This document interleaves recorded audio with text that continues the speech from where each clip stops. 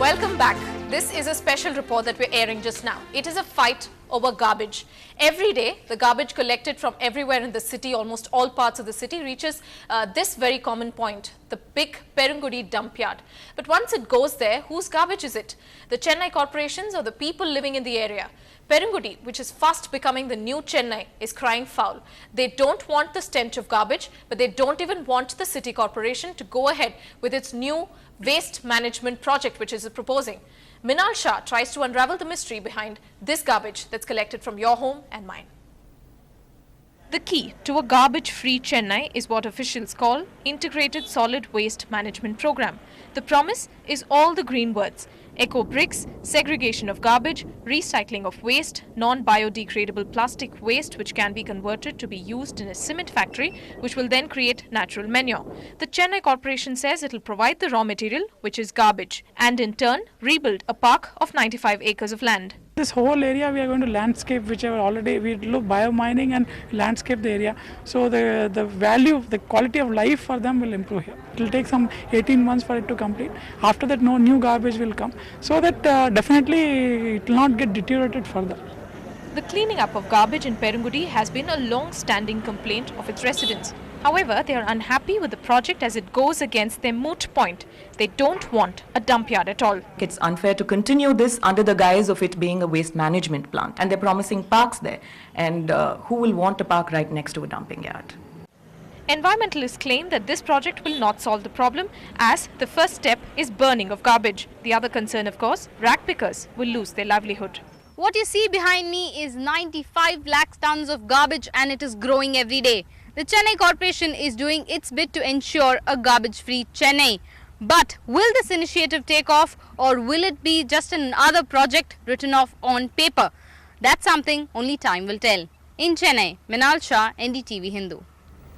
Okay, Perungudi, of course, is fast turning to be the new Chennai, as we were saying, and this perhaps concerned you and I just about just like every Chennaiite would be.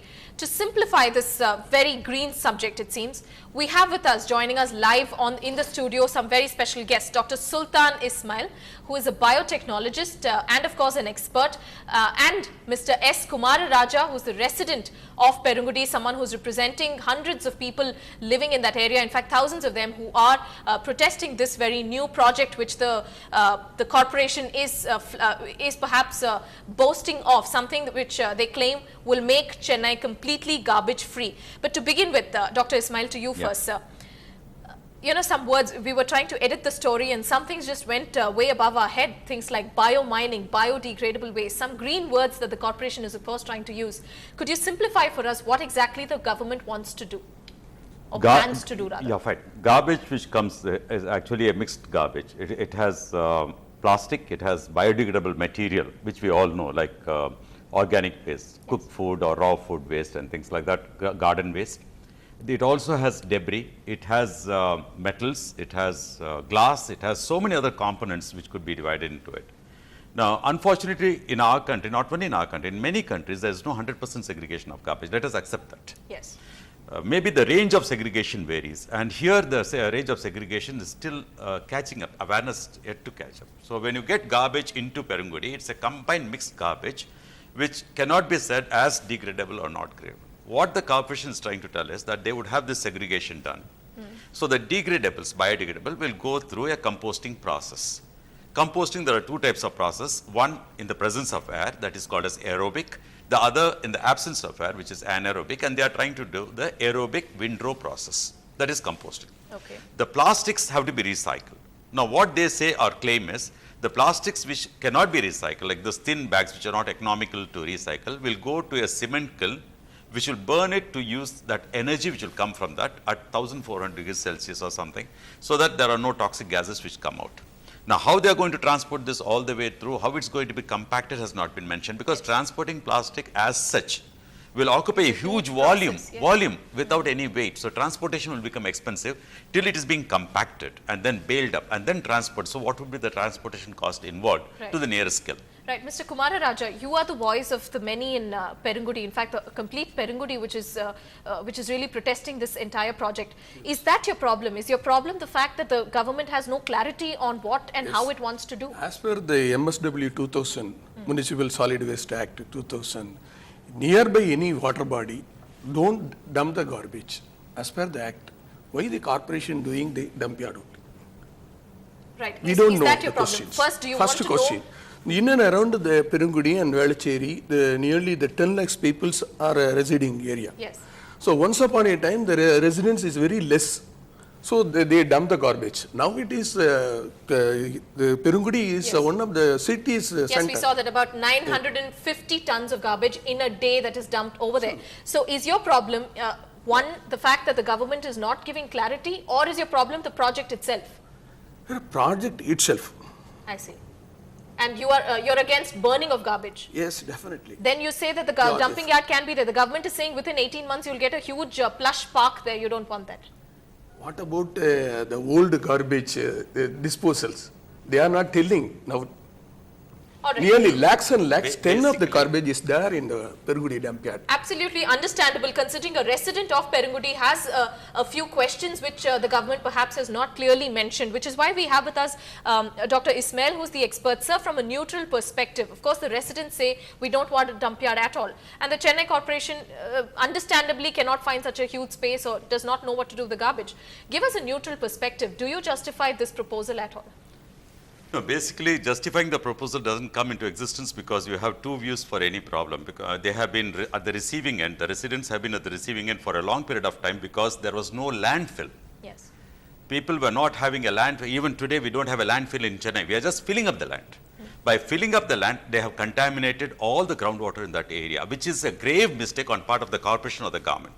So even if you're trying to revive anything, you are not going to improve the groundwater quality immediately. It has to take several years before it gets improved.